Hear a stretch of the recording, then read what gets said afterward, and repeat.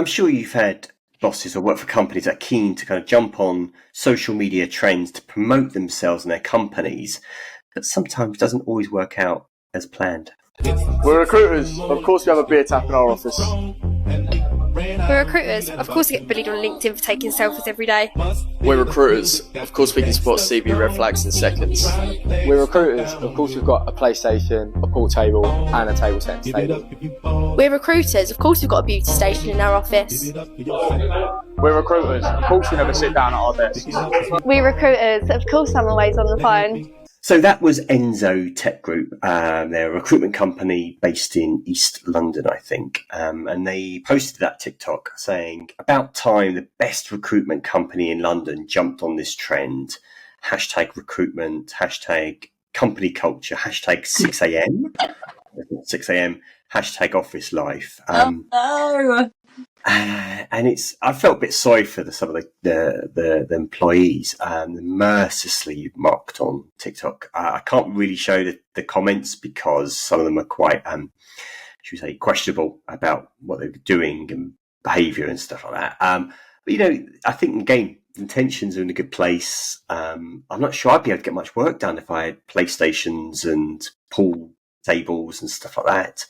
Well, one assumes that none of them were forced into participating in this content, and that it was all a voluntary thing. But what makes me laugh the most about it is that they're a recruitment company, clearly trying to recruit people with, and so it's just like it's all wrong in terms of like how this isn't for their clients. They're not sort of saying, come to us if you're a headhunter or an executive company is doing a search thing and we'll find you the right staff. That they've got these kind of like slightly odd robotic like employees themselves who are saying that they're the best people to be able to find the best people for a workplace. And it's just, and the whole workplace just seems so odd and kind of like and fake.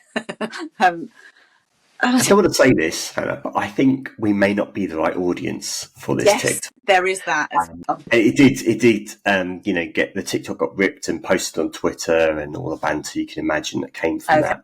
But I think I was thinking about this, what they're trying to do. They're trying to appeal really to young people in their 20s who may be in jobs in recruitment, who maybe kind of, it's a hard job, and they're trying to show kind of the fun, lighter side of recruitment and why their company's a good place. And they're doing it on TikTok. Now, I went on their LinkedIn profile and that video isn't on there, which makes sense because they've got a different audience and they're trying to, talk there to their clients about the successes of getting people in the right jobs. And there's a bit of company life stuff, but it's two kind of different platforms with different audiences. Without getting into too much social media marketing, I can kind of understand what they're doing.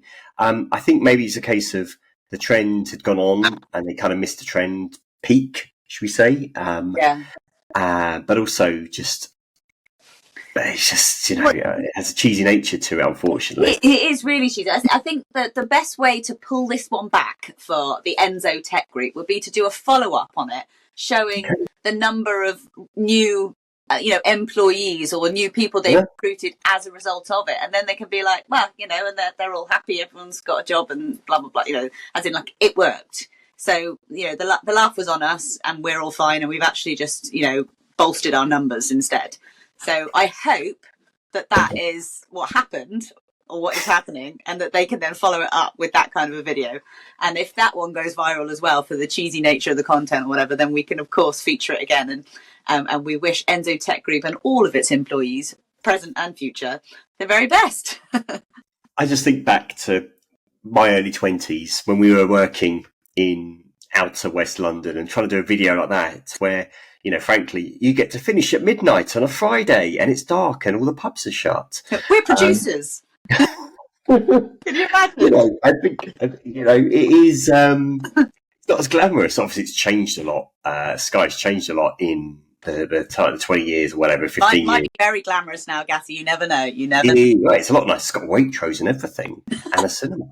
But they're trying to appeal to audiences, for people to join them. But maybe just I wish I had that kind of setup when I was in my early 20s around the workplace.